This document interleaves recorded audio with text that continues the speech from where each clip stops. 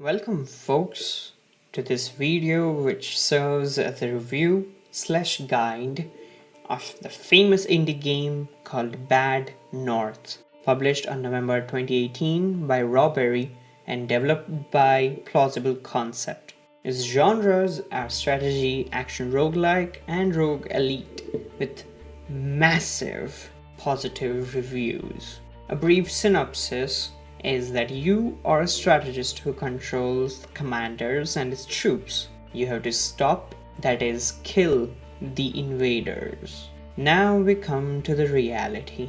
You see, over the time, the number of your commanders grow to a humongous degree. Each commander has a trait. Popularity, for example, gives you an extra troop to harass. Then there is sure-footed, which is very handy in cliffs, less damage taken, which I do not need to explain, and you can upgrade your troops into three main categories. The first one is Lancers. These are essentially troops with spears in their arms. They are melee long distance, which is very handy if the location is right. Then there's Sword and Shield, which is essentially a troop of knights. This is amazing against archers and other weakly melee enemies. Last is the one you have guessed already. It's an archer, longbow and AoE rain. You see, an archer is amazing if the skills are completely upgraded. Otherwise, it's a little bit useless, if I say so myself. Now, why should you bother with all of this? Well, it's to essentially stop the invaders. You see, the invaders are divided into several sorts. A few of them are swordsman, archer, sword and shield, barbarian, and Viking. Now, each of those three types are amazing if coupled with against these troops. For example, Lancers are amazing against swordsmen, sword and shield, Vikings, and to a certain degree barbarians. Our sword and shield are deadly against the archers and Vikings and barbarians. The archers are a little bit weak initially, but they come pretty handy dealing against Vikings and barbarians. However, each of these classes have their weakness. For example, a Lancer can never change its position because as soon as it does that, it takes the spear and flips it vertically, so it cannot attack while moving or in extreme close combat. Sword and Shield are pretty impressive defensively and offensively, but are useless against brute force. Archers, well, as you can guess, are pathetic when it comes to melee and initially are, I believe, the weakest class unless upgraded right. But where are you guys going to fight? As I have mentioned, when used on the correct map, Lancers are godly. To answer this rhetorical question of mine, you're going to fight at the islands. On each island you defend a number of houses. After you have killed all the invaders, these houses give you gold. But even during the raid, once you believe that your troops are being reduced in number, just send your commander to these houses and in a few seconds he will be back with an amazingly rejuvenated troop. Now this is very handy if used wisely. I discovered it the wrong way, as you can assume, aka defeat. The island you fight on, that is your geography though, is the most important part of this game. Everything else is useless. It doesn't matter if you have the most upgraded spear holders in the history of humankind. They are useless against archers. Completely useless.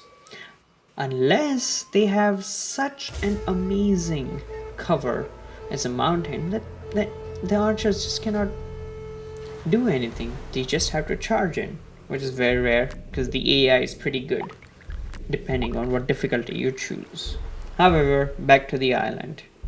You see, it's important because it puts you in an advantage or disadvantage depending on the troops you choose and how you choose to defend the place. For example, in easy mode, second map, you just need a spearman and you defend against an entire cavalry of 50 plus invaders.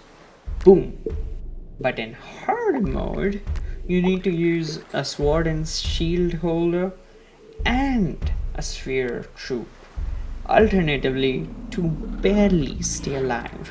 I mean, look at the whole thing. The cliff actually serves as a disadvantage due to the unpredictableness of the troops. In order to showcase this, I will give you a full battle of the easy mode and the hard mode of the same map.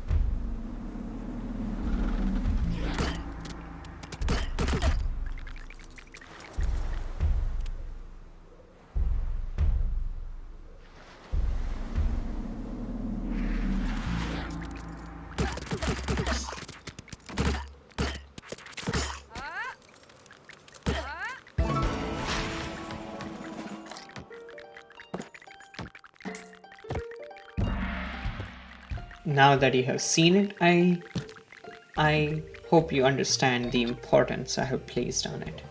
But now that we are done with the guide part, there are two more things I want to cover. The designs of these little chubby troopers and invaders are so cute. Like, damn. Like, I really love these guys. And the SFX coupled with it, oh, perfection. Perfection. Of course, if you think about it, you're just killing cute invaders by using your cute innocent army, and you should be ashamed of that, you know that. But we shall not think of it as a humanitarian. So reduce your guilt, boys, because the music is awesome.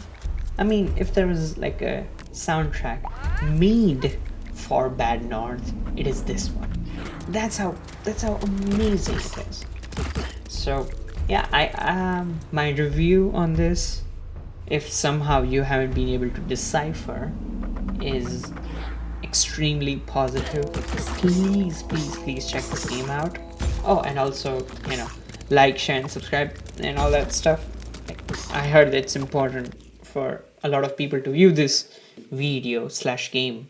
So yeah, The link is in the description below, and I hope you guys have a great time. Please check the game out, and have a great day. Yeah, see ya.